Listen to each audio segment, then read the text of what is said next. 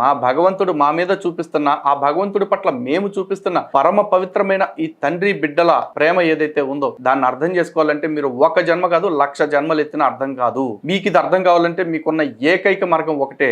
ఎప్పటికైనా సరే మీరు హిందువుగా జన్మనెత్తి దీన్ని అర్థం చేసుకోవాల్సిందే. అప్పటి వరకు మీకు ఎప్పటికీ అర్థం కాదు. ఎందుకంటే తండ్రి పక్కలో పడుకుని సంతానాన్ని పెంచుకున్న బిడ్డల తాలూకా మతాలు వేసే బిస్కెట్లు తిని బలుస్తున్న శరీరాలు కాబట్టి, తిని పెరుగుతున్న బుర్రలు కాబట్టి బహుశా మీకు ఇటువంటి ఆధ్యాత్మికత లేదంటే ఇటువంటి పవిత్ర భావన మీకు ఎప్పటికీ రాదు. Now the ball is in the court of Hindus. హిందువులు మీరు అర్థం చేసుకోవాలి.